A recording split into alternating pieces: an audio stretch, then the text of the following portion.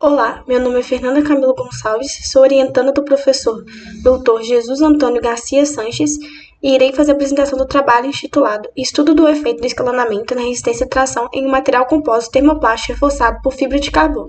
A seguinte apresentação será dividida em introdução, objetivos, metodologia, estados, discussões, conclusões, referências e agradecimentos. Os materiais compostos são definidos como a união de dois ou mais materiais, gerando um novo material com propriedades melhores do que os seus constituintes isoladamente. Os materiais compostos podem ser classificados com todo tipo de matriz, podendo ser termorrígida quando não são recicláveis ou termoplásticas quando são recicláveis. Os materiais compostos estão presentes no dia a dia dos seres humanos há muitos anos, porém foi nos anos 60 que ganharam destaque, quando materiais compostos de alto desempenho foram introduzidos no setor aeronáutico, pois conseguem diminuir o peso e atender os requisitos de resistência mecânica, diminuindo assim o ônus das operações. De lá para cá, vem sendo cada vez mais utilizado. Um exemplo disso é na aeronave 787, em que 100% das superfícies aerodinâmicas são feitas deste material.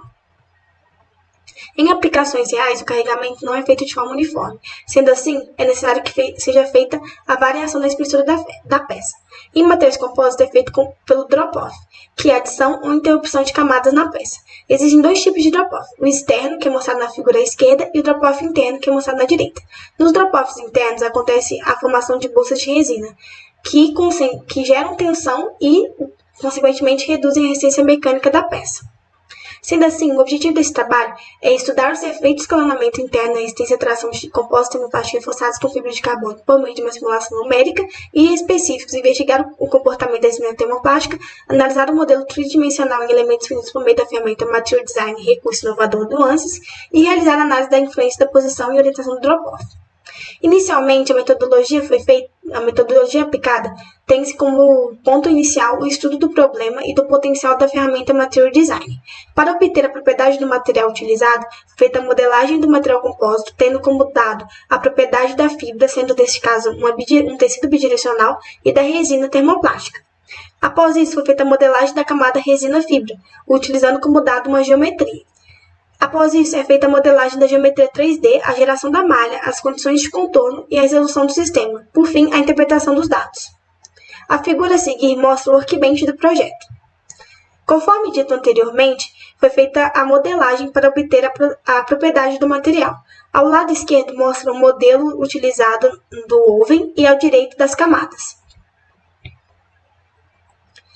Para a definição do modelo, foi feito o seguinte: na maior espessura tem-se 20 camadas e na menor espessura 12 camadas, com 8 drop-offs internos. À direita mostra a geometria que foi imputada nuances.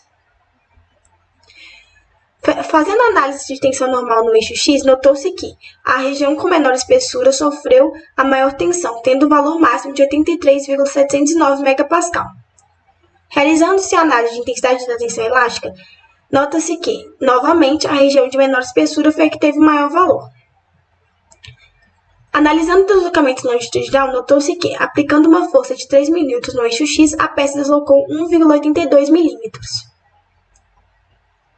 Definindo o drop-off 2, 4, 6 e 8 acima do eixo médio e os demais abaixo do eixo médio, notou-se que, fazendo a análise de tensão máxima, que os drop-offs localizados abaixo do eixo médio apresentaram maior tensão do que os que se localizaram acima do eixo médio, mostrando que os drop-offs abaixo do eixo médio são os mais críticos. Notou-se também que o drop-off 8 é o drop-off que possui maior concentração de tensão, sendo o eixo a posição mais crítica. Em suma, com esse trabalho, foi possível concluir que Material Design é capaz de, a partir dos constituintes, obter a propriedade dos compostos de forma coerente, que os drop-offs são as regiões críticas que concentram tensão na peça. Observou-se também que os que se localizam na região da peça que possui a menor espessura são os casos mais críticos e que o drop-off 8 é a posição de presença de drop-off mais crítica na peça. Sugere-se que sejam feitos em trabalhos futuros a validação experimental aferindo todos os parâmetros que a ferramenta Material Design solicita para a criação do material composto e o teste de simulação numérica em outros softwares de análise de elementos finitos. A seguir, mostram-se as referências utilizadas.